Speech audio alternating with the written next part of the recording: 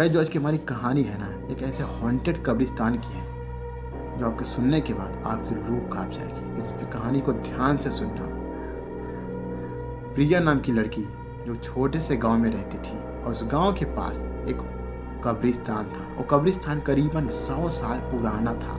गांव वाले का कहना था कि उस कब्रिस्तान में एक औरत नजर आती है, एक लड़की उस कब्रिस्तान पे नजर आती है, उसका आत्मा। और जो प्रिया नाम की लड़की थी ना, उनके परिवार वालों को कहना था ना कि और लड़की उसका मानसिक संतुलन थोड़ा खराब था। कहते थे कि प्रिया जो उस शमशान वो कब्रिस्तान पे जाकर, एक प्रिया नाम की लड़की का वहाँ पे शमशान था, उसी के पास जाकर बातें करती थी। पता नहीं क्या बात कर रही थी, पर बातें कर रही। अचानक से एक दिन प्रिया उस कब्रिस्तान अचानक से गायब हो जाती है। सारे लोग प्रिया को ढूंढने लगते हैं। काफ़ी दिन ढूंढने के बाद प्रिया नहीं मिलती है और अचानक से एक दिन मिलती है। उस कब्रिस्तान के पास एक कुआं रहता है, उस कुएं के पास वहाँ पे मृत पाई जाती है। गांव वालों का कहना था कि प्रिया का कोई शैतानी साया जिसको मार दिया है। उसके बाद उस गांव के चार दोस्त उस प्रिया को ढूंढने जाते हैं कि प्रिया को ढूंढने नहीं, मतलब 4 दोस्त उस गांव के अंदर रहते हैं। एक का नाम था रोहित, और चारों दोस्त उस कब्रिस्तान के सोचते हैं कि हम उस कब्रिस्तान पर जाएंगे, करीबन 12 बजे के टाइम पर जाएंगे। उसके पास वहाँ पे देखेंगे उस कब्रिस्तान में क्या है जो हर बार रात के टाइम पर नजर आता है, क्योंकि कब्रिस्तान करीबन ज़्यादा दूरी नहीं था, वहाँ से थोड़ा ही दूरी था कब्रिस्तान उस गांव के पास, इसलिए लोग को वहाँ से डर लगता था। चार दोस्त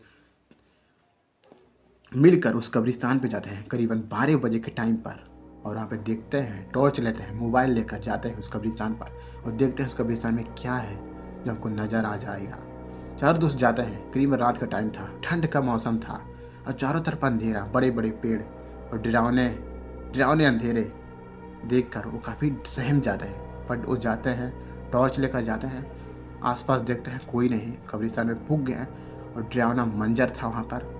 उसके बाद वहाँ पे एक नज़र आता है कि एक लड़की उस कब्रिस्तान पे, जो मैंने बोला ना प्रिया, उस कब्रिस्तान प्रिया के नाम पर, प्रिया के पास एक शमशान है, वहीं पर बैठ के वो बात कर रही थी। उसी वक्त प्रिया जो पहले थी और मर चुकी, वहीं पर वो बात कर रही थी और वो चारों दोस्त वहाँ पर उसे देखने के बाद वो पूरी तरीके से डर गए। उसके बाद वो सारे लोग डर गए हैं और सारे भागने का सोचा है, पर वहाँ से भाग नहीं सकते, उनका पैर वहाँ से घुसक ही नहीं था। उसके बाद प्रिया जो एक आत्मा बन चुकी थी, उसके बाद वो बोले कि तुम यहाँ क्यों आए हो, और प्रिया बोले कि वो लोग बोले कि तुम कौन हो। उसके बाद वो बोली प्रिया कि मैं वही हूँ जो तुम मुझके ढूंढने आए हो। उसके बाद वो सारे लोग डर चुके हैं, एकदम पूरी तरीके से डर चुके हैं। उसके बाद प्रिया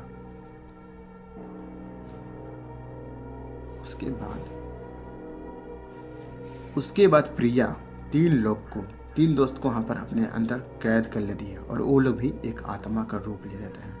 और रोहित वहाँ से बच निकलने के बाद सारी बात गांव वालों को बताता है कि वही लड़की जो प्रिया हमारे अंदर गांव में थी, वो पहले वहाँ पे शमशान घाट पे बात कर रही थी, वो अभी एक आत्मा बन चुकी है।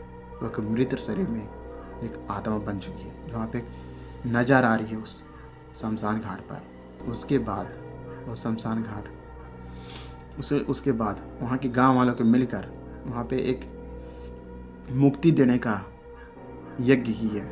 उसके बाद वहाँ की आत्माओं का मुक्ति कुछ लोगों का मिला, पर प्रिया का अब भी नहीं मुक्ति मिला।